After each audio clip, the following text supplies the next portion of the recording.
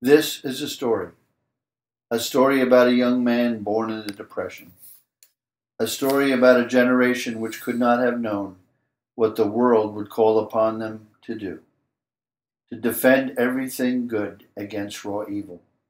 That event was World War II. This is the story of my grandfather, Captain William H. Brokate, U.S. Army Air Corps retired, who, like thousands his age, went to war. My name is William Brokate.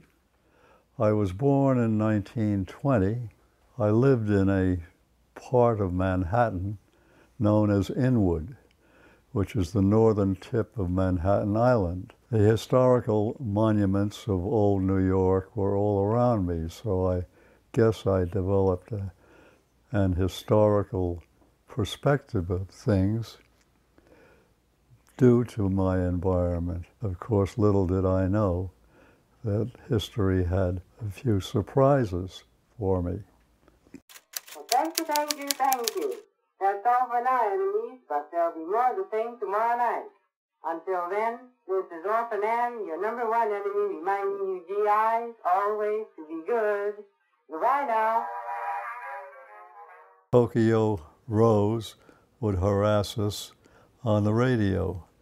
It was quite an eerie feeling to have Tokyo Rose say, "Welcome to the 390th Bomb Squadron of the 42nd Bomb Wing.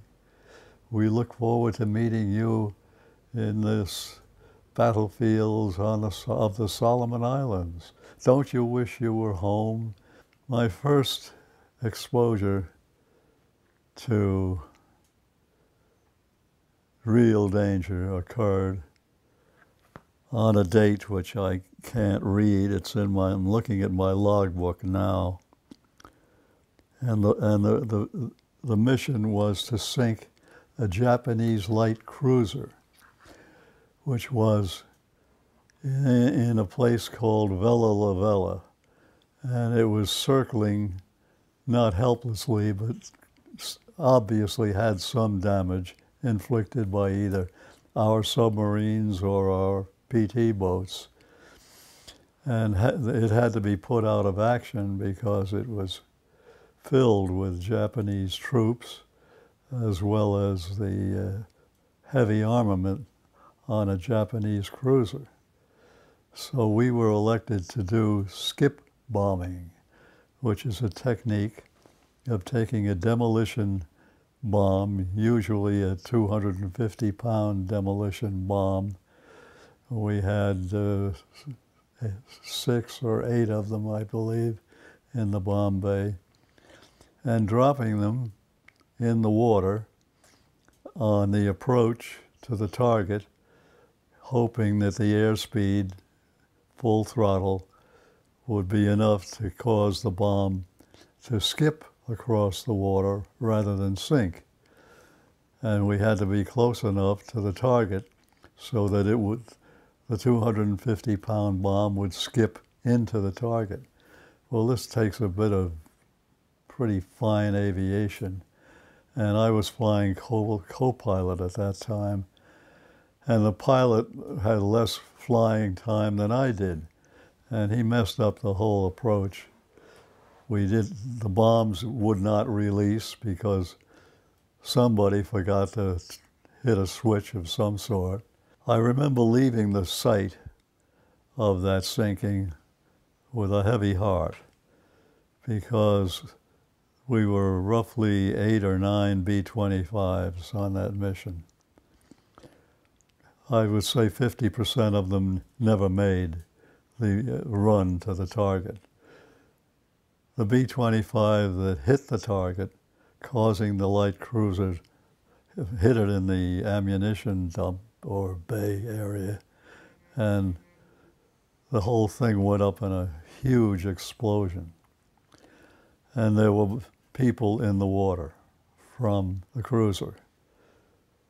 My pilot elected to drop down and strafe them. I was too young, too callow to hit him over the head or something to prevent it. he dropped down, fired eight forward-firing 50 caliber machine guns in the nose, twin 30 caliber machine guns under the wings, and he was firing that whole load at survivors whose brown heads were bobbing up and down in the water. I couldn't watch it. I couldn't watch it. I had to look elsewhere while this was going on. Fortunately, his guns jammed, and we pulled out of the firing line, but the other B-25s, even after the explosion of the Japanese light cruiser, even after it was evident that they were swimming for their lives, these people continued to strafe the survivors in the water. So don't kid yourselves that we Americans were the only barbarians in warfare. After I became first pilot, early in my tour of combat in the Solomon Islands, I was sent on a mission against the Japanese stronghold on the island of New Ireland, and the place was called Rabaul. Rabaul was such a strong base. It was a combination of airfields, fighter protection, heavy warship anchorage. It was just filled with Japanese weaponry and defense mechanisms. And our turn came one day when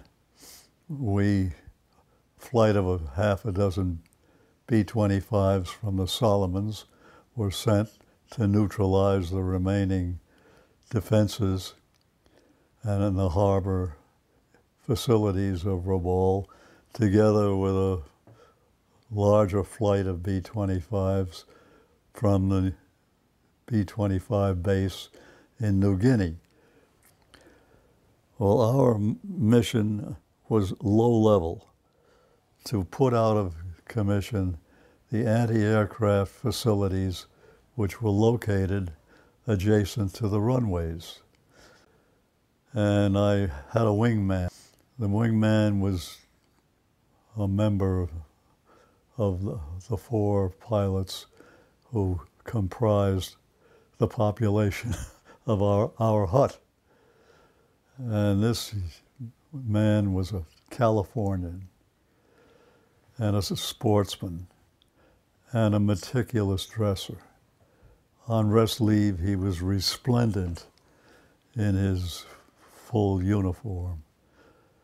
In Sydney and Auckland, two South Seas cities that we would go to for 9 days of recovery from a tour in the Solomons. And this chap had a trim mustache, was fanatic about his uniform and its cleanliness, his bunk, and the corner of the hut in which he slept was immaculate.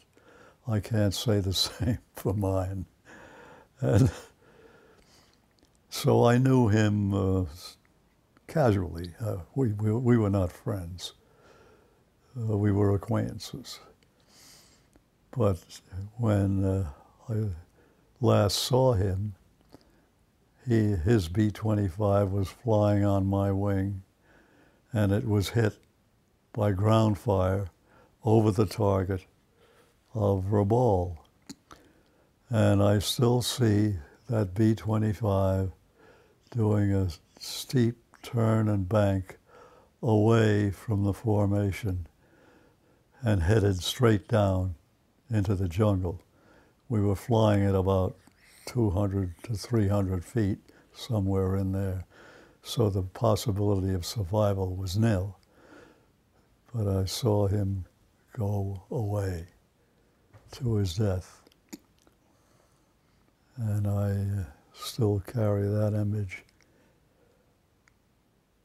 in my mind.